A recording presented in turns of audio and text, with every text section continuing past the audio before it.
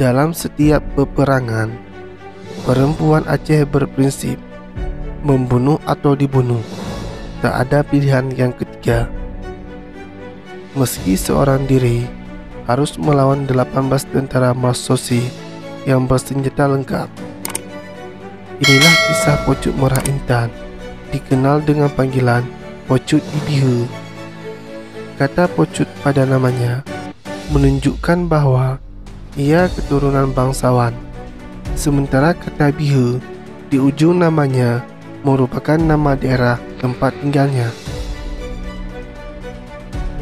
Jadi, nama Pocut Ibihe menunjukkan bahwa Pocut Merah Intan merupakan anak perempuan dari bangsawan Bihe. Kini Bihe secara administratif masuk dalam wilayah Kecamatan Padang Tiji, Kabupaten Pidi.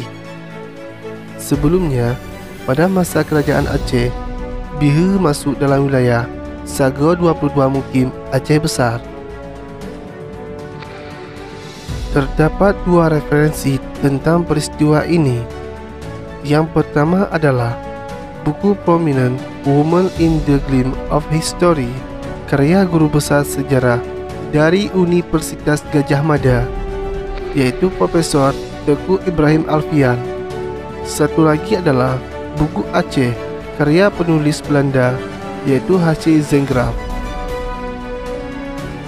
Zengraf dalam tulisannya sangat mengagumi Pocut Ibihe. Ia menyebutnya sebagai perempuan yang gagah berani. Pujian itu sangat beralasan. Suatu ketika, Pocut Ibihe seorang diri kepergok dengan patroli 18 Marsossi yang dipimpin oleh D.J. Pelman.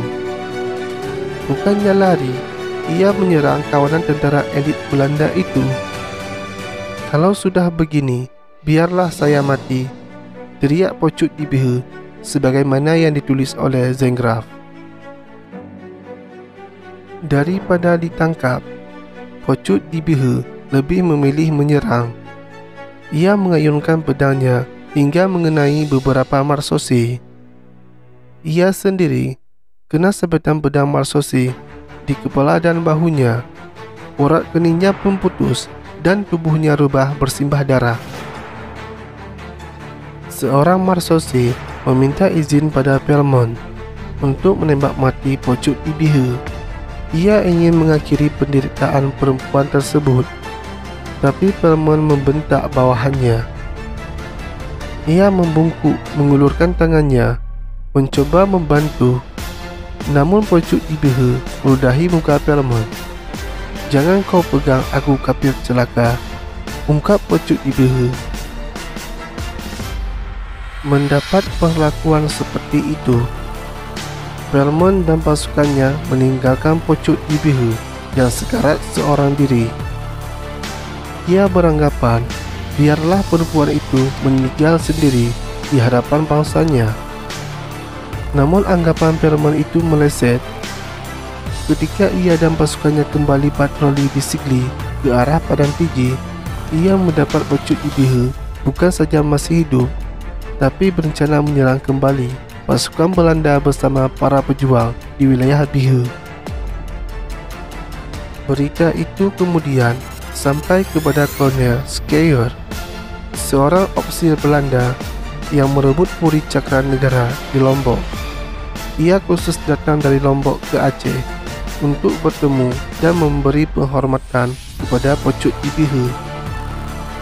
Sampai di Aceh, berangkatlah Scheier bersama Pelman dan pasukan pengawalnya ke kediaman Pocut Ibihe. Scheier berdiri di sisi Pocut Ibihe yang masih terbaring sakit.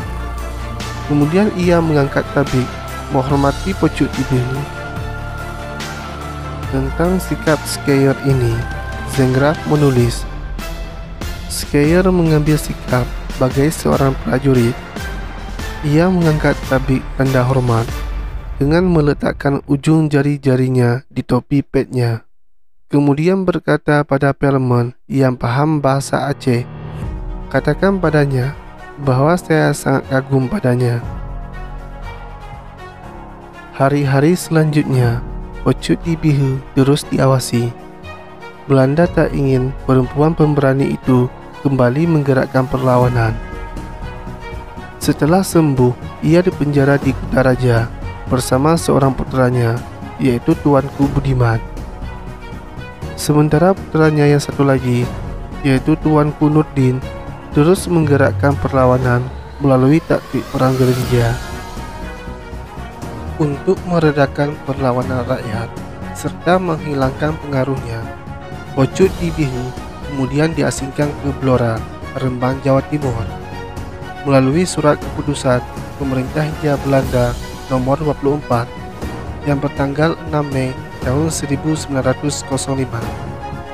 Sri Kandi Aceh itu meninggal di tempat pengasingannya pada tanggal 19 September tahun 1937.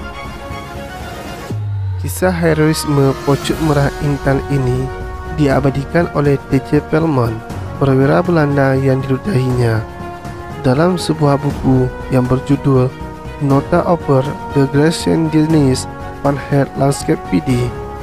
Buku ini diterbitkan oleh Tijdschrift Batavia's Genootschap.